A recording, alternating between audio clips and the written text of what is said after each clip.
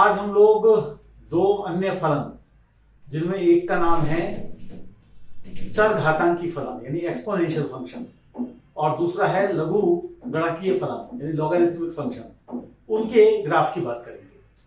तो पहला हमारा फलन है चर घातांकी फलन यानी एक्सपोनेंशियल फंक्शन।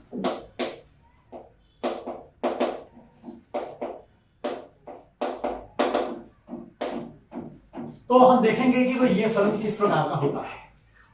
तो ये फलन है f x equal to a raise to the power x a greater than q. तो मैं इसमें कुछ उदाहरण लूंगा। पहले मैं y equal to f x equal to 2 raise to the power x का लिखता हूं। थोड़ा बहुत जैसा कि पहले भी हम लोग डेरिवेटिव की सहायता दे चुके हैं।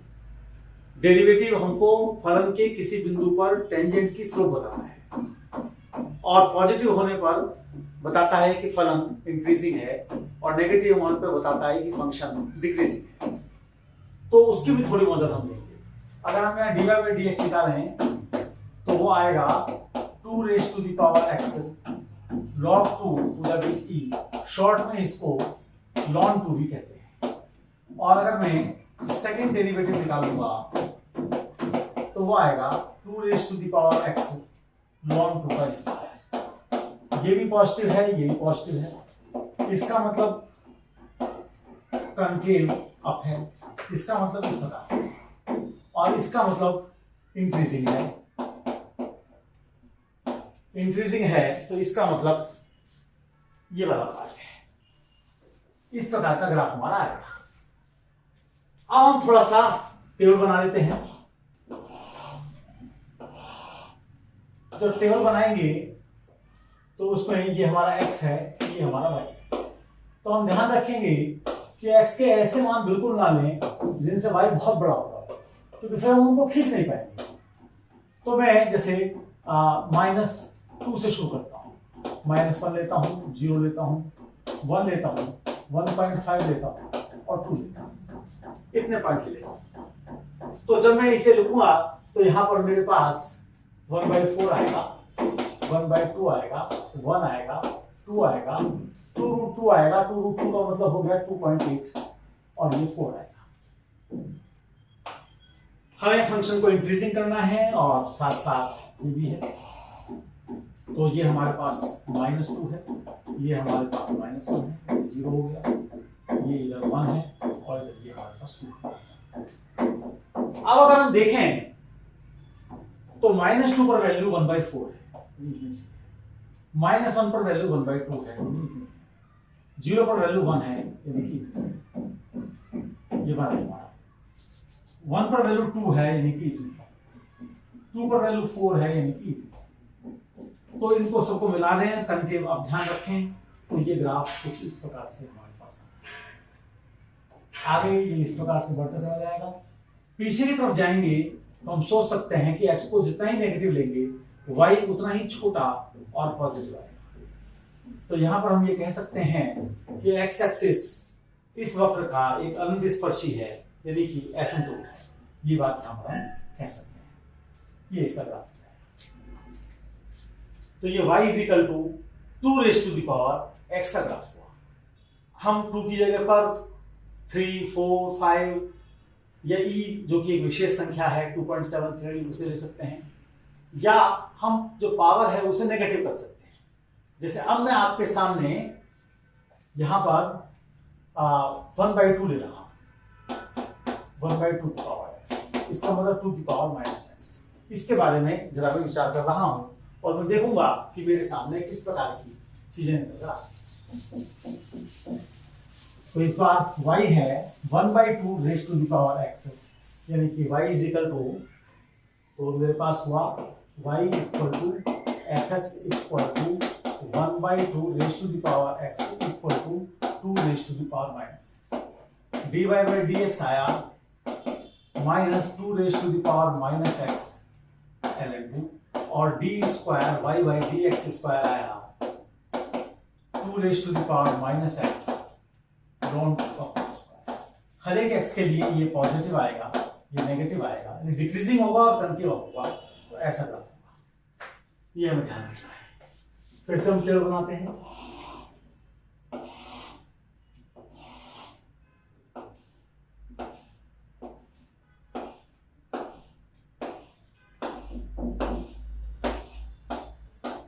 तो ये मैं x ले रहा हूं, ये मैं y ले रहा हूं, ये मैं -2 ले रहा हूं, -1 0 और 1 और 1.5 और 2 और 2.5 और 3। जब मैं इसे लेता हूं तो ये 4 बनता है, इसे लेता हूं 2 बनता है, इसे लेता हूं 1 बनता है, इसे लेता हूं 1/2 बनता है, इसे लेता हूं तो 1/2 रेज़ टू द पावर 1.5 यानी 1/2√2। तो 1/2√2 का मतलब कितना हो जाएगा देख लीजिए, ऊपर नीचे √2 से मल्टीप्लाई कर दिया तो √2/4 हो जाएगा, तो 1.4/4 हो जाएगा, तो ये 0.35 हो जाएगा अप्रोक्सीमेटली 0.35। फिर 2 लेता हूं तो 2 की पावर -2, तो 2 की पावर -2 का मतलब हो गया 1/4, तो 1/4 का मतलब हो गया 0.25। 2.5 लेता हूं तो इसका मतलब 1/4√2, ऊपर नीचे गुणा करता हूं √2 से तो नीचे 8 हो जाता है। 1.4 को 8 से डिवाइड करूंगा तो लगभग 2 एकम 2, 2 सत्ते 14, 2 पंजे 10, 0.175 आएगा, 0.18 मान लीजिए आप।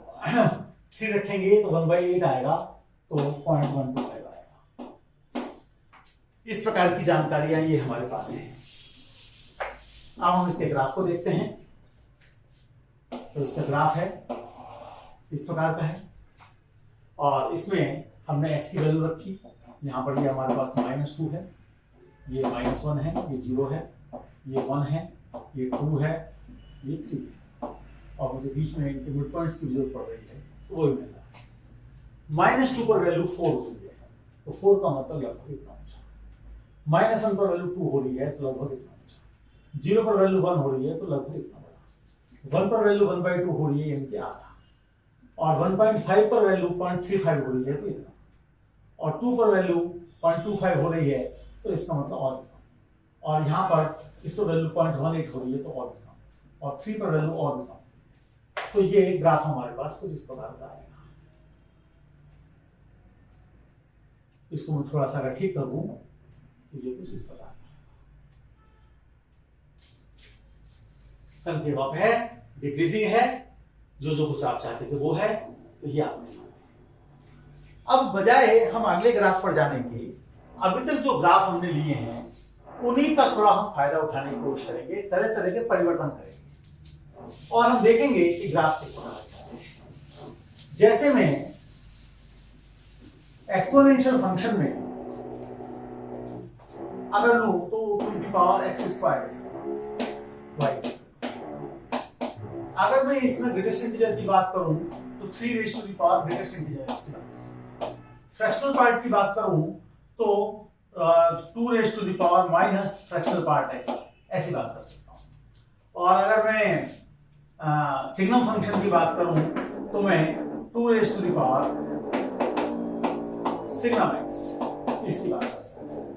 तो जैसे जैसे हम आगे के फंक्शंस की तरफ बढ़ते जाएंगे तो हमें ये प्रयास करना है कि जो पिछले हमारे फंक्शंस हैं उनको भी हम यहाँ पर यूज करें। तो आप थोड़ा सा देखिए कि इनके ग्राफों को हम कैसे खींचेंगे। कोई दिक्कत हो तो कमेंट बॉक्स में आप लिखकर अपने उस डाउट को पूछ लीजिए। मैं आशा करता हूँ कि एक बेसिक फंक्शन को जानने के बाद आप जब इस प्रकार के फंक्शंस को ड्रॉ करने की कोशिश करेंगे तो आपको न केवल किसी एक फंक्शन के बारे में सोचना पड़ेगा, बल्कि उसमें आपको दूसरे फंक्शन की बात भी सोचनी पड़ेगी, जिससे सारे में आपको एक्सपोनेंशियल फंक्शन की बात तो करनी ही है जो आज हमने की है। यहाँ पॉलिनोमियल है, यहाँ ग्रेटेस्ट इंटीजर है, यहाँ फ्रैक्शनल पार्ट है, या सिग्नम एक्स है, तो इनकी बात भी आपको करनी पड़ेगी। इन बातों को आप थोड़ा ध्यान दें और आप इसको आनंद लीजिए। बहुत बहुत धन्यवाद।